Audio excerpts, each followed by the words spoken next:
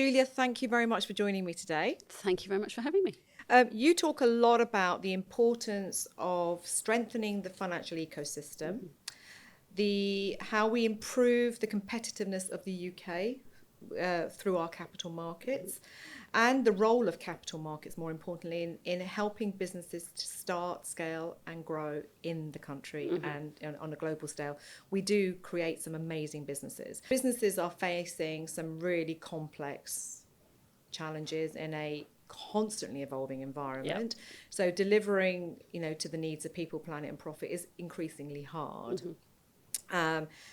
What does sustainable growth mean to you? It's a very good question.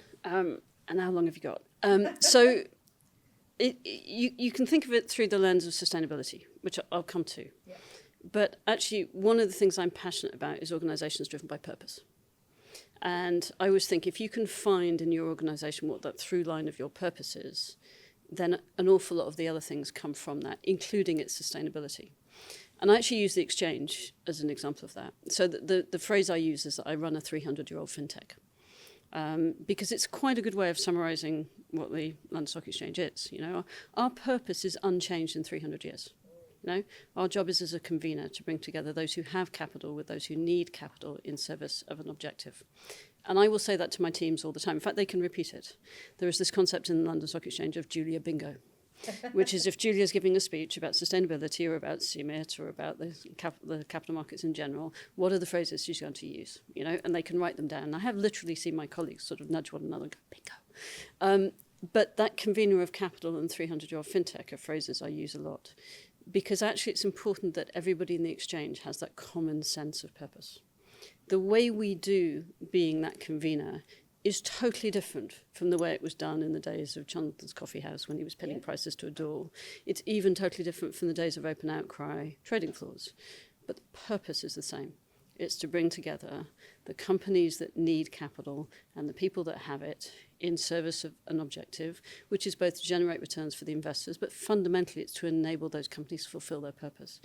If you can keep that plumb line of your purpose going, and recognise that the purpose can be the same, but the iteration, the way you deliver it has to change, I think that's at the heart of the sustainability. Capital markets are the backbone of a modern economy. Yeah. And you have talked about the role of capital markets, but you're also, as chair of the Capital Markets Industries Task Force, very focused on reform as well. Yeah. So I was wondering if you would be happy to share for the listeners today what the Capital Markets Industries Task Force is focused on. So the Capital Markets Industry Task Force was born out of a very simple idea, actually, which is the UK has had a very successful capital market for many, many years on a multi-asset basis. After Brexit, we also changed the way we create capital market reform. The key challenge was therefore, we've got this flexibility to make rules. How do you create the consensus around what the shape and the vision for our capital markets should be for the next generation of growth for the UK? With actually quite a unique opportunity to have a reset and also a new way of doing it. Now, the challenge is that we'd often thought in the city in silos. The ABI is over here and the IA is over here. So we've got alphabet soup of the insurers and the investors and the investment banks and the auditors and all thinking about it through their individual stripe. But actually the capital markets are an ecosystem. What you want is everything to work end to end to serve the entire population.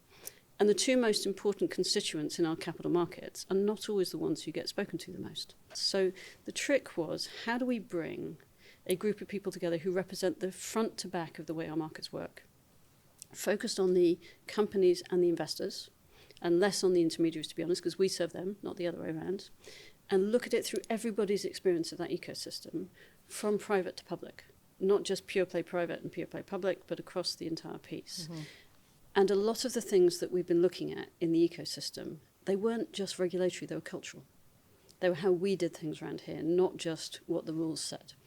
And so actually what you needed was a group of people who could go back into their own institutions, change the way they behaved as well, and also identify those cultural pieces that could unlock kind of value creation in the economy faster than rule sets.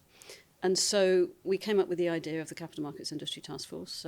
So we sat around the table and said, how do we think through this agenda? And we came up with an agenda that we call Five Fingers in a Glove, because it was an easy way of sort of describing things. Another bingo word. Another bingo word. And phrase. That phrase is absolutely on the bingo card. So the first was, what's the quality of our primary and secondary capital raising rules? So that was really finishing off the work that Lord Hill had created. Mm-hmm. How do we create the right ecosystem to incentivize the sell side to produce high quality research? Because we produce, as you know, absolutely brilliant nation companies in this country, and a lot of it doing advanced manufacturing, breakthrough technologies. But the market needs to be able to understand that technology and its use case in order to value those companies. How do we incentivize the deployment of more domestic risk capital in the UK? That's the third finger. Big question. How do we look at corporate governance, stewardship and remuneration and make sure that the UK is on the right playing field, level playing field with the rest of the world for that? And then how do we stimulate the ecosystem for scaling consequential private companies? Because by definition, you can't have consequential public companies unless you first have consequential private companies. And the glove is the culture, how we talk about it around here, how we celebrate entrepreneurship, celebrate success, dare I say it, celebrate people making money, because actually the economy needs that stimulation so that that money can be reinvested in the next generation of our growth that gives us our tax revenues and pays for the NHS and pays for our defence. So that was the agenda, not a small one.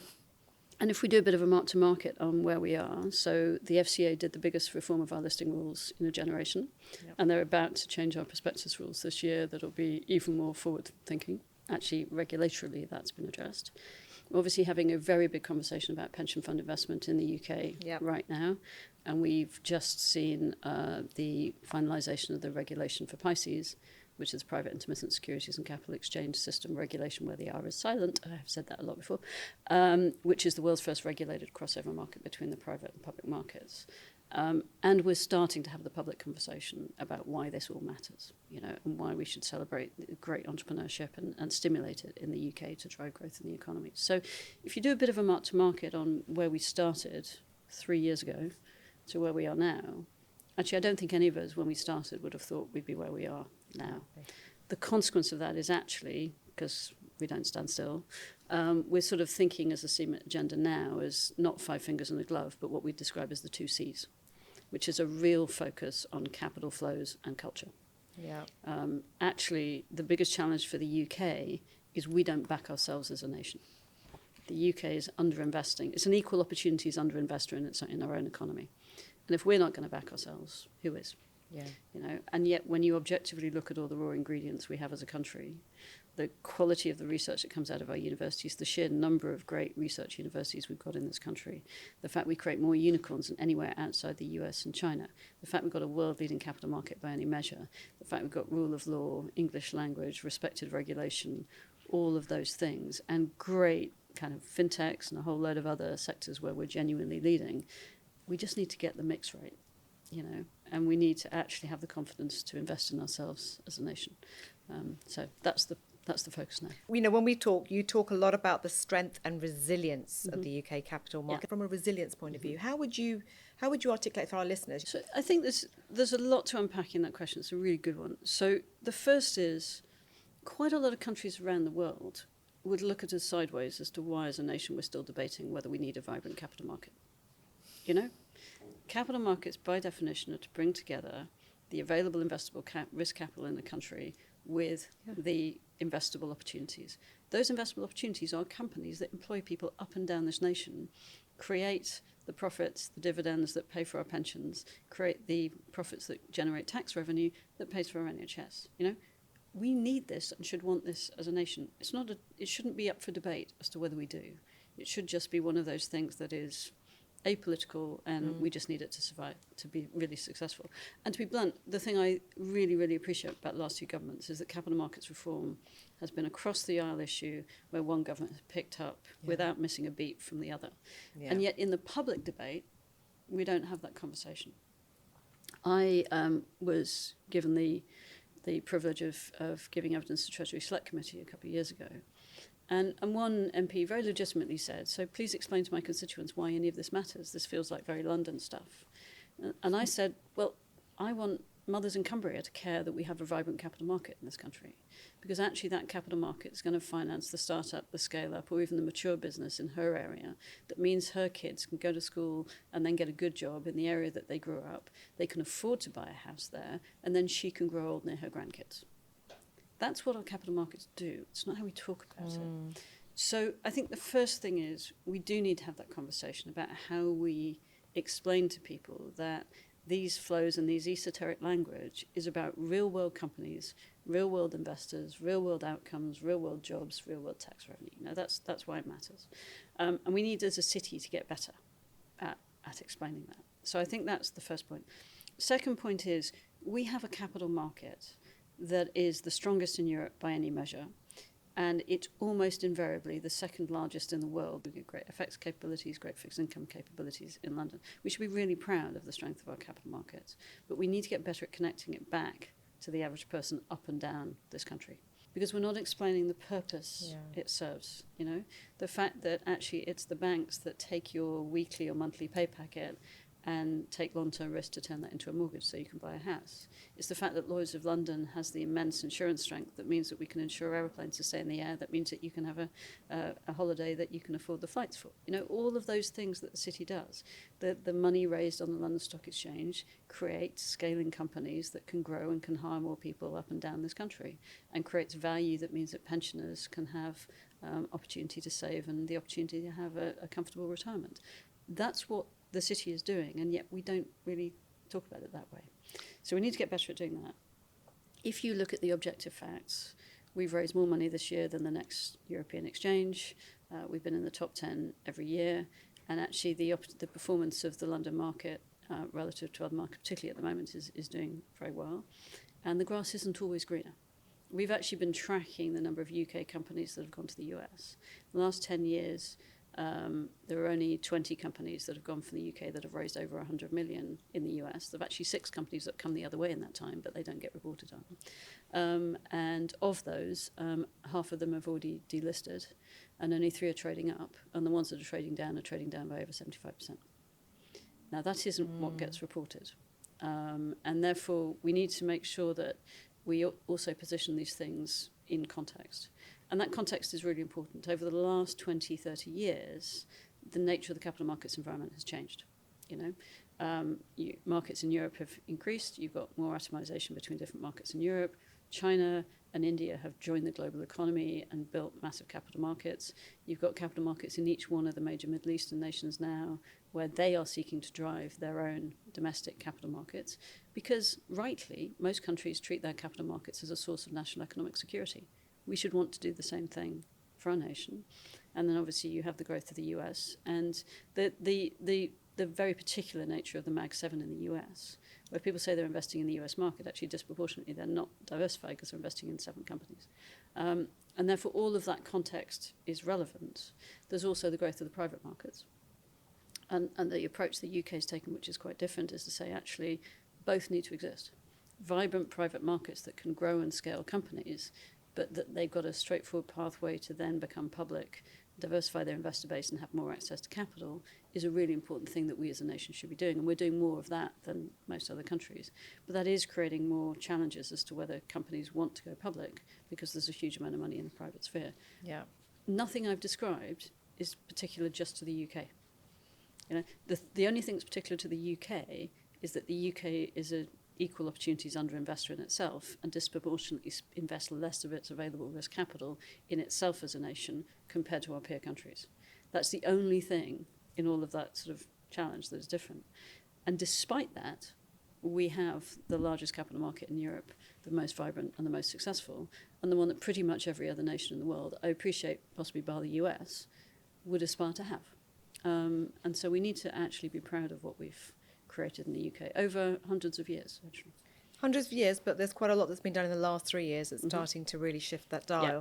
So without wanting to put words in your mouth, based on what you've just said, it sounds to me that you're very optimistic as we look forward, because we've got this amazing cohort of young businesses growing. And even, you know, in the mid-July, we launched our most recent Venture Pulse survey. So while venture money has gone down globally, in the UK, we're still attracting it into the sectors that we know are really important, AI, fintech.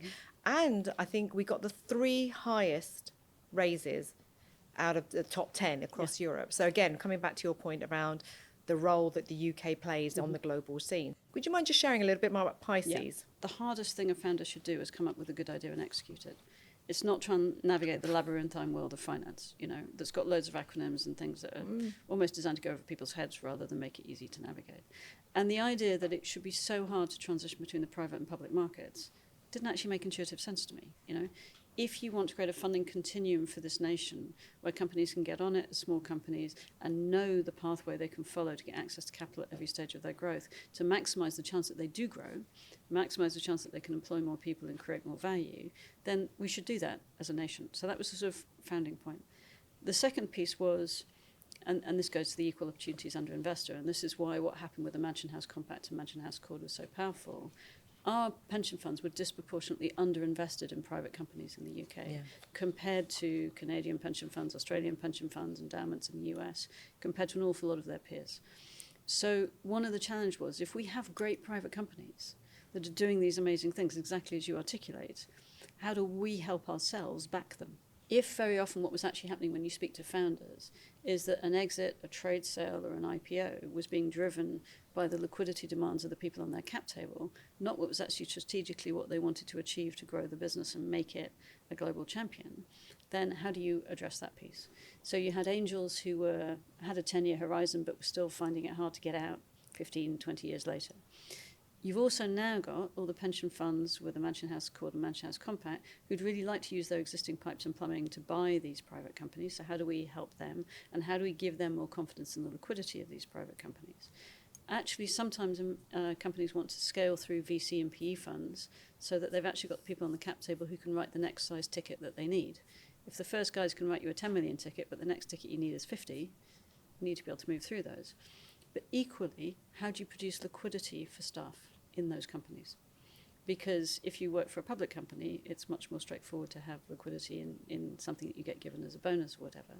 But actually, how do you generate some of that liquidity and therefore make those private companies in the UK a much more attractive employer in a war for talent? So those were the sort of exam questions we were looking at. And the FCA, as part of its consultation with government, was also trying to say, well, is there a gap here in the market that we need to address? And that's what Pisces is. So effectively, it enables a private company to have an auction of their secondary shares on a regulated venue at a periodicity of their choosing. So once a quarter, once every 6 months, once every year, to have an open or a closed auction. Open is anybody who's a sophisticated investor can participate. Closed is a bit like a club. If your name's not on the list, you're not getting in. Yeah. The information goes into a data room rather than into the public domain. And a company effectively goes back to being private again the minute they've finished the auction. And so this is the UK addressing that liquidity problem and really trying to be founder-friendly and create that right innovative environment for founding companies and scaling companies. Because we've got a great track record of building it. It's not massively visible to the general public. And the thing that's amazing is the level of government and regulatory support. And I always jokingly say that there were only 2 tax breaks in the last budget. One of them was a penny on a pint of beer, and the other was that Pisces doesn't incur stamp duty. So that's a really exciting development for private businesses. And, we've worked with private companies, and founders spend a lot of time thinking about the next fundraise. Yeah. I mean, that is, when I'm mentoring founders, that's the one thing on their mind. Yeah. So when does Pisces become available for all these amazing businesses? So the government's passed the law to create the sandbox for the FCA to operate the regulation. The FCA has now published the rules. And it won't be a surprise to anybody that the London Stock Exchange is applying to the FCA to have a license to operate a venue on this basis. Can't say when the FCA will approve us or not, but we are preparing in parallel to be able to go live with our market as soon as we can after we have regulatory approval. And we know that companies are starting to prepare now to be able to use the market. It's exciting. It is. So with that context, how do we encourage more entrepreneurs to start and scale businesses? Well, I think the thing I've been increasingly reflecting on is the UK's got actually a huge number of tools. I think we could do more to connect the dots. We've been thinking about what are the kind of KPIs that would be really valuable as a nation in the context of this CMET agenda. And I always talk about real-world KPIs, which is not did you follow a process, it's did you actually achieve the outcome that you wanted to achieve. So one of them for me is what's the level of domestic sort of equity investment. what's the level of retail participation in our markets? Because that's been falling many, many years. And actually, if you think about the US or you think about Australia, there's a culture of retail investing.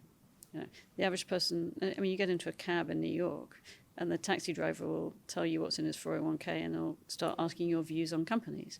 Because actually, if that company does well and produces good results and the share price goes up, he's got more kind of sense of his opportunities at the end of it. We've become, because our retail investments become so hard, so disintermediated, then actually the average person in the street doesn't feel they've got a stake in the success of British business. We actually do want that to happen again, because actually that's how people also have more wealth and a better retirement and more life options. And our companies grow and our economy grows. But the third piece, and this goes back to your point, is actually how do we measure? I think one of our KPIs should be the number of serial entrepreneurs we have in the UK. Because if you think about that measure, it's not only how do we get great entrepreneurship in the first place, but also how do people have the opportunity to exit?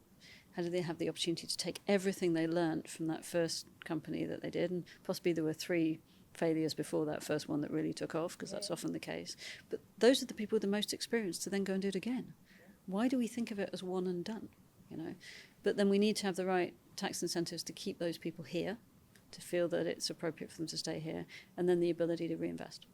Because, I mean, if you look at Silicon Valley, that's the model, you know.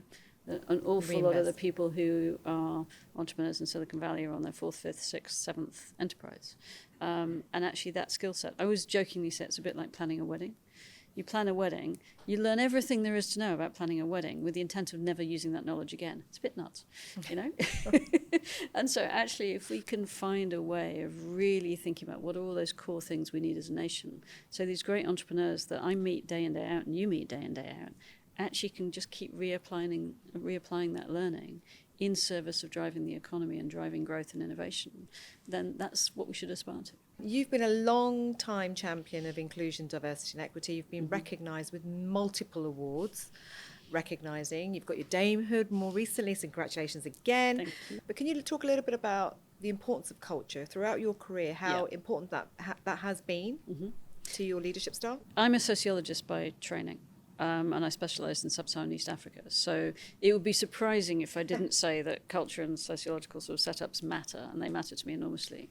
But actually, they matter to me for one very simple reason, which is all institutions are made up of people.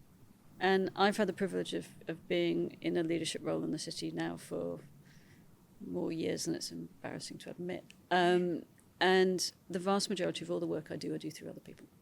You know, 99.5% of all the work I do is because there are utterly brilliant people who work with me at the Exchange, who do jobs I couldn't technically do. A number of them I didn't have the patience to do. Some of them I haven't ever had the training to do. And some of them I don't even see or know about in a given day. But they're all doing it to keep the Exchange safe, keep it running, make it innovate, and create the value for our clients and the users of our market. And so my biggest job as CEO of the Exchange is to create the opportunity for them to be able to thrive. I always say that actually I spend a third of my time, I have 2 pie charts of a third in terms of how I spend my time. The first third and the most important is a third people, a third strategy, and a third the day job. Because the day job is the tail that could wag the dog. You could spend all your time doing that. But if you genuinely think that all the work that is being done in your organisation is being done through people, your biggest job is to identify the right people and then to support them to thrive. And if you don't give them the strategy, what are they doing it in service of? So you really do have to be the person who's leading that. And then I have this concept of a third secure the venue, a third run the venue, and a third grow the venue. So how much of my time am I spending making sure that we're as resilient as we can be, making sure that the business as it is today and tomorrow is as effective as possible and as dynamic as possible, and then setting us up for the future. And that's how I think about how I spend my time. And so people are at the heart of it. And we don't come in with one identity, you know. We come in with having had a row with our partner that morning, or a child who's sick, or a parent who we've got carrying responsibilities for, or coming from a family where no one in our family does the kind of job we do and they don't understand the context and you're feeling a bit out of place, or someone like me who fully anticipated that I'd be in the closet for my entire career working in the city. You know, we all come with these things whilst also being the kind of people that our employers want to employ. You know, do you create an environment where you go, well, we want you to leave all that at the door, which we all know, as working parents, we all know it's impossible, you can't, you know. Or how do we create that environment where everybody has an equal opportunity to thrive and they feel that they can be themselves in the workplace, feel supported by their employer, and therefore able to bring their best? That, to me, is what diversity, equity, and inclusion is. And it's not a buzzword, it's not a phrase, it's not a side of the desk exercise. I always say very publicly, I don't like this idea of the day job and the gay job. And my job is to think about how to be as inclusive and fair as I can be to all of my people all the time, as just a standard part of managing them. It's about being, and I was actually going to ask you the question, which I ask a lot of guests, you know, what are the qualities of a great leader? And I'm not even going to ask you that, because you've just articulated what it takes to be a great leader and what great leadership feels like on the other side. Thank you. If you could go back to your younger self, and you're not very old anyway, but if you could go back to your younger self, what advice would you give yourself? I do get asked this question from time to time, and it's the thing I'm stumped on. Is it really? Yeah. No, I have a very simple phrase, which is an awful lot of the things that haven't gone right, either personally or professionally, are the things I have learnt the most from. And they're probably the thing that's brought me to where I am now, you know. And therefore I have this sort of phrase, if where I'm now is a good place and everything that's gone before was necessary to get here, then don't sort of second guess it, you know. And sometimes when you're dealing with crises or challenges or really difficult times, particularly professionally, that's when the most remarkable things happen. I am most proud of my teams when they're dealing with a problem. Yeah. It's seeing these amazing people come together in service of solving a problem, and that amazing sense of camaraderie, discipline, hard work, diligence that comes with it. And you can feel it in the air. And you're like, yeah, no, we didn't want to have to be dealing with this, but we're all better for having faced it and realised that we can deal with it. And I think one of the challenges of leadership is most decisions you have are not easy ones, because by definition, if they were easy, they'd already have been resolved. You know, they wouldn't have come to you for the decision. And when I was a regulator, I realised that one of the greatest acts of management was making decisions. You know, actually, and I learnt this from my mother. I mean, I have had a rather unusual training around the dining table. My mother was a judge, but my mother always said that actually, the one thing you need to recognise as a judge is you have to decide. You know, your job is to judge. Your job is to decide. But she's also always said that you also have to do it reminding yourself that you could be wrong. In other words, there's a discipline and a humility to your decision making that you have to maintain at all times. And as a CEO, as a leader of an organisation, you are making a lot of decisions a lot of the time, and you have to have a confidence of your convictions. Yeah. But you also have to feel that you've created the environment in order to be able to actually test and challenge. And I always have this phrase, I don't need to be right, but I need us to get to the right answer. But I also recognise it's the right answer in the context of what you know today. If things change, you should be able to move on and go, okay, well, that was the appropriate decision at that time, but we now need to pivot and evolve because the circumstances are different. And so I guess what I tell my younger self is those things that felt really hard and really difficult, embrace them, because they're actually going to become a superpower. It's the ability to navigate those difficult times, to face them. I mean, you mentioned being optimistic. It's to face them with an optimism, which is you can always act on something. Yeah. If you don't like the system, change the system.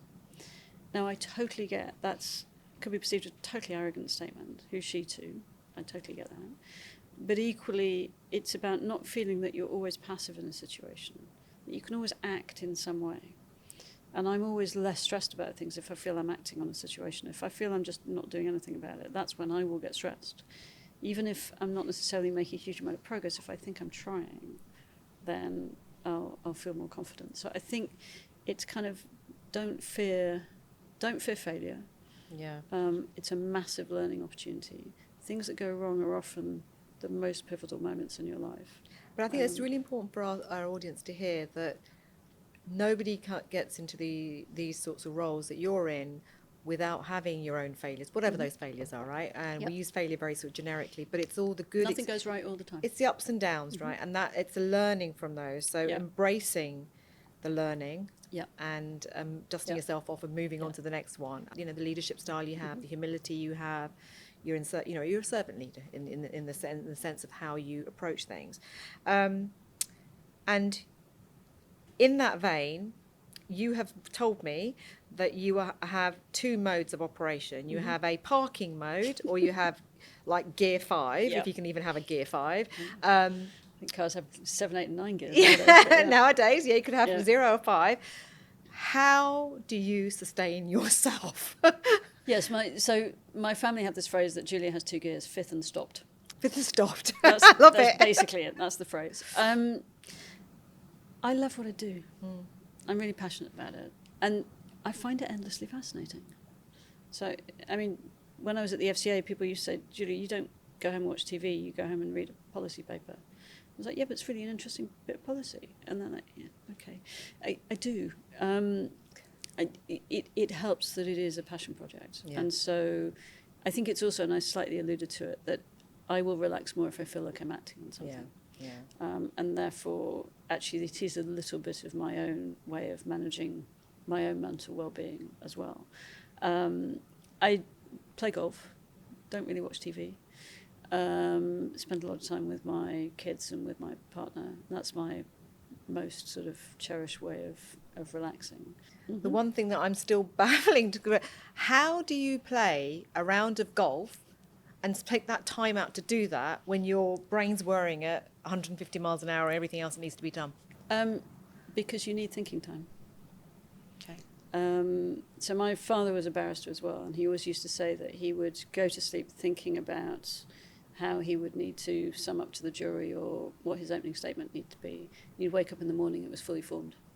And so I will often leave that thought in the back of my head, go off and do something else, and then the real cogent thinking about what I need to do next is being formed in that time, in the back, because it's just whirring away. Yeah. Julia, this has been an absolutely fascinating conversation. So you started right at the top with purpose, and that is the common thread all the way through with what you're trying to deliver through the work that you do in your leadership at the Stock Exchange as well as the CMIT, and how you've worked with government and regulators. It's really clear you're a people-focused leader. It takes a leader to recognise you just need smart people around you.